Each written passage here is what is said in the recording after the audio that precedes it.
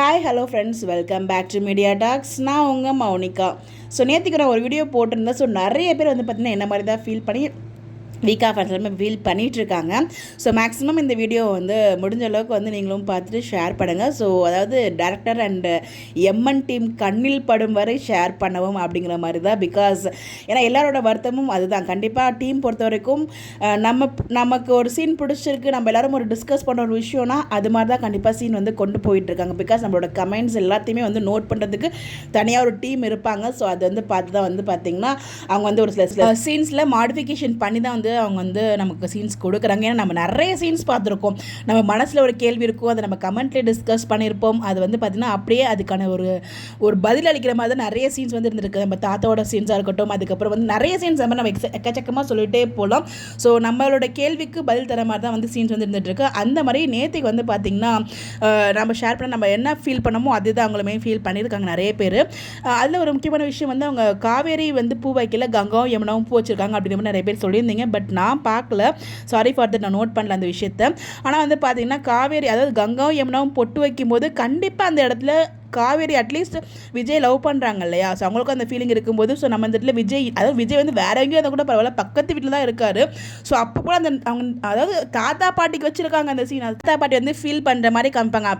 அவங்க வந்து கங்கா யமுனா வைக்கும்போது ஃபீல் பண்ண மாட்டாங்க, காவேரி வைக்கும்போது காவேரி மட்டும் தனியாக வைக்கிறாளே அப்படிங்கிற மாதிரி அவங்க ஃபீல் பண்ணுவாங்க. பட் அந்த கங்கா யமுனா வைக்கும்போது காவேரிக்கு அதில் நம்ம விஜய் இல்லாமல் போயிடணும் ஒரு ஃபீல் பண்ணுற மாதிரியோ அவங்க திங்க் பண்ணுற ஏதோ ஒரு சீன் அங்கே காவேரிக்கு நியாயப்படுத்துகிற மாதிரி ஒரு சீன் வச்சுருக்கணும் அப்படிங்கிறது என்னோட ஒரு ஆசை மட்டும் இல்லை, எல்லாரோட ஒரு ஆசையுமே. அது ஏன் டீம் மறந்தாங்கன்னு நமக்கு தெரியல இந்த ஒரு விஷயம்.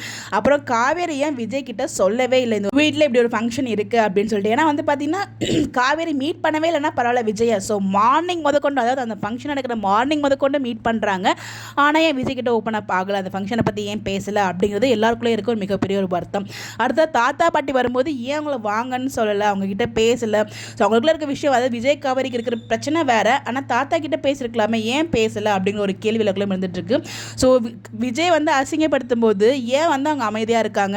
அப்போ இதுக்கெல்லாம் எதுக்கு அந்த 3 நாள் எபிசோட் நம்ம எல்லாரையுமே ஹாப்பி ஆக்குற மாதிரியும் நம்ம மனசில் இருந்த எல்லா கேள்விக்கும், அதாவது நம்ம மனசுலையும் காவேரி மனசில் இருந்த கேள்விக்கும் அதே மாதிரி விஜய் மனசில் இருந்த எல்லா விஷயத்தையும் வந்து கொட்டி தீர்த்து ஒரு 2 பேரும் வந்து ஒரு மனசு விட்டு பேசின ஒரு தருணம் எதுக்காக வச்சாங்க? ஸோ அது வச்சும் எந்த ஒரு யூஸ்மே இல்லையே. அதுக்கப்புறமா அவங்க அதே மாதிரி தானே பிஹேவ் பண்ணுறாங்க.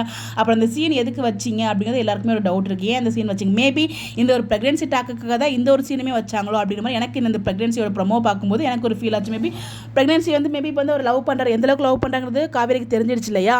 ஸோ இந்த ப்ரெக்னென்சி வந்து இதுக்கு முன்னாடி அவங்க வந்து ப்ரெக்னென்ட் ஆகிற மாதிரி காமிச்சிட்டாங்கன்னா கண்டிப்பாக விஜய் கிட்ட சொல்லியிருக்க மாட்டாங்க. பட் இப்போ மேபி சொல்லிடுவாங்களோ அப்படிங்கிற மாதிரி எனக்கு லைட்டாக இப்போ பேசும்போது எனக்கு அது தோணுச்சு. உடனே நான் ஷேர் பண்ணேன். பட் எதுக்காக அந்த 3 நாள் அந்த அவங்க 2 பேரும் மனசு விட்டு பேசி அந்த ஒரு மிஸ் அண்டர்ஸ்டாண்டிங்கை சரி பண்ணாங்கிறதுக்கான ஒரு ரீசனே தெரியாமல் போன மாதிரி தான் இருந்துச்சு. அந்த லாஸ்ட் அந்த சீன் முடிஞ்சதுலேருந்து அந்த எபிசோட்ஸ் எல்லாமே பார்க்கும்போது ஒரு 2 பேருக்குள்ள ஒரு பொசசிவ்னஸ் ட்ராக்லாம் வச்சுருக்காங்க, அதெல்லாம் நல்லா தான் இருக்குது. ஆனால் முக்கியமான விஷயத்தெல்லாம் ஏன் பண்ண விட மாட்டாங்க? ஸோ காவேரியோட கேரக்டரை ஏன் இவ்வளோ டேமேஜ் பண்ணாங்க? அதுமாதிரி நான் காவேரி தப்பு சொல்லவே இல்லை. அந்த ரைட்டிங் டீம் இருக்காங்க இல்லையா? So story writer and dialogue writers and இவங்களை தான் நாங்கள் கேட்குறேன். பிகாஸ் இதை பற்றி இவங்க கூட டிசைட் பண்ணுறது சேனலுமே டிசைட் பண்ணுறாங்க. காவேரிக்கு ஏன் பேசுறதுக்கு டைலாக்கி கொடுக்க மாட்டாங்க அப்படிங்கிறது எனக்கு ஒரு மிகப்பெரிய வருத்தம். என்னோட வேண்டுகோள் மட்டும் கிடையாது. ஸோ எம்என் ஃபேன்ஸ், வீக்கா ஃபேன்ஸ், எல்லாரோட ஃபேன்ஸோட வேண்டுகோளும். ஸோ வந்து என்ன அப்படின்னு பார்த்தீங்கன்னா நம்ம விஜய் அண்ட் காவேரியோட அந்த பேரோட ஒவ்வொரு கேரக்டரும் ஒவ்வொரு இடத்தையும் செதுக்கி பண்ணிட்டு கடைசியில் இப்படி சொதப்புறீங்களே அப்படிங்கிறது தான். ஸோ அது காவேரி கேரக்டரை அப்படி பார்த்து செதுக்கி உருவாக்குன ஒரு கேரக்டர் இப்போ நடுவில் ஏன் இவ்வளோ டேமேஜ் பண்ணுறீங்க அப்படிங்கிறது ஒரு மிகப்பெரிய ஒரு வருத்தமாக இருக்குது.